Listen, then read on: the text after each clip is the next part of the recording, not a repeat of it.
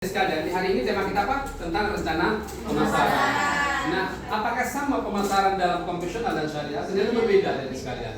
Nah, dari sekalian, kalau kita perhatikan, pemasaran syariah itu adalah proses menawarkan barang atau jasa kepada konsumen dengan cara mematuhi prinsip Islam. Itu artinya apa? Ya, kita itu menawarkan bagaimana barang kita dan jasa kita itu laku. Kalau barang dan jasa kita laku, maka apa yang terjadi? Omset kita akan naik. Kalau omset tidak naik, maka keuntungan atau profit yang kita peroleh juga naik. Nah, tapi ingat, harus mematuhi prinsip Islam. Ini Allah, sebelum dagang itu, ini Allah ridho nggak kira-kira sama dagangan saya? Allah ridho nggak dengan cara saya berdagang dan berbagai macamnya? Untungnya dapat, buat apa juga kalau untungnya dapat, tapi pada akhirnya sesuatu yang dilarang oleh Allah atau sesuatu yang tidak Allah ridhoi.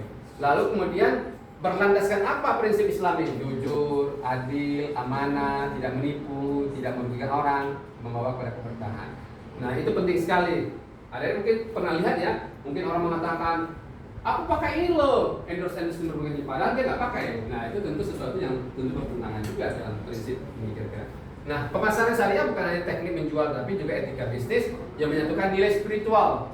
Spiritual itu ya Allah yang menggerakkan semuanya, Allah menentukannya. Tapi ya jangan lupa ada strategi. Masih ingat bagaimana Pak Endra pernah cerita tentang bagaimana para sahabat Nabi curhat sama Rasulullah. Ya Rasulullah, kami kalah berdagang dengan kaum Yahudi ya Rasulullah. Kenapa? Mereka bohong sih Rasulullah.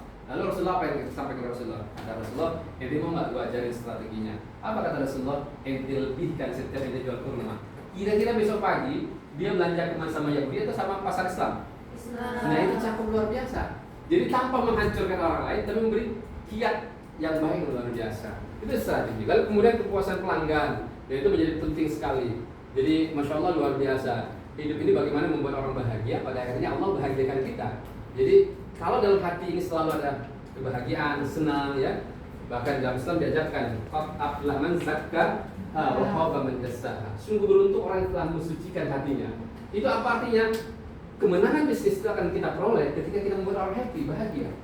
Nah, pertanyaannya adalah sederhana. Apakah pemasaran kita itu membuat orang happy, bahagia, atau sebaliknya? Nah, tentu teruslah dalam 3 hal. Nah, kalau kita perhatikan dari sekalian, nah dalam bisnis itu 2, memasarkan namanya marketing, menjual namanya selling. Titik pada konsep penjualan, produk penjualan dan promosi keuntungan dari produk penjualan. Titik pada konsep pemasaran, kebutuhan konsumen pemasaran terpadu keuntungan perusahaan. Lalu inti dari marketing atau pemasaran adalah memuaskan kebutuhan dan keinginan pelanggan. Nah, dari sekalian, nah inilah rencana pemasaran, penentuan, pemilihan sektor, pasar, ya. Pilih satu saja di antara sekian banyak. Kita fokus menentukan kebutuhan, membuat profil calon konsumen, memilih pasar, lalu kemudian menentukan jenis. Nah, ada 4P yang selalu kita ingat. Apa masih ingat ada dari sekalian? Pemasaran itu 4P. Pertama adalah produk, buat produk yang bagus, lucu, unik dan berbagai macam yang membuat orang tertarik untuk membelinya. Yang kedua adalah price, harga. Harga ini menjadi penting juga. Jangan sampai harga ente dengan tetangga yang sama. Ya buat apa juga gua pergi jauh kalau harganya sama kira-kira. Yang ketiga ada price, tempatnya unik dan berbagai macamnya. Lalu ketiga, yang keempat adalah promosi. Jadi itu penting sekali. Promosi itu apa sih? Biar barang kita dikenal orang. Bagaimana orang mau tertarik beli kalau orang nggak kenal? Jadi jangan pernah malu, gengsi dan berbagai macamnya. Tapi satu hal yang menarik dari sekalian, ya, kesalahan. Kenapa sih kita sudah buat pemasaran, tapi kok gagal? Ya boleh jadi target pasar yang terlalu besar, target pasar yang salah, menjadi target di pasar di tempat yang salah.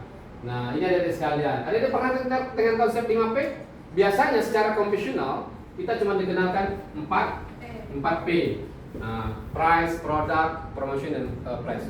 Tapi oleh Bu Nur Rahiti Sepakat, owner Wardah, yang masya Allah luar biasa, menjadi inspirasi bagi adik-adik sekalian selain tentu Khadijah di masa lalu, tapi di hari ini adik-adik punya sosok ibu kaum wanita, sosok ibu pengusaha yang luar biasa, yang menduniakan kosmetik Wardah, yang masya Allah luar biasa, tidak hanya di Indonesia, yang punya karyawan ribuan orang, masya Allah luar biasa, hidupnya keren, top luar biasa, sedekahnya puluhan miliar setiap tahun. Siapa dia? Bu Nur Sepakat. Dia mengatakan sehebat apapun hargamu, sehebat apapun barangmu, sehebat apapun promosimu, sehebat apapun tempatmu, tapi kalau tidak ada 5P pertolongan Allah, nggak ada artinya nih, nggak bakalan laku. Jadi ternyata memang kibatnya sederhana. Allah yang gerakin, Allah orang belanja, Allah yang gerakin membuat kita sehat sehingga kita bisa jualan dan berbagai macamnya. Jadi minta duit ke Allah, minta rezeki ke Allah, jangan lupakan Allahnya. Jadi insya Allah luar biasa. Ada pilih mana? 4P atau 5P? 5P.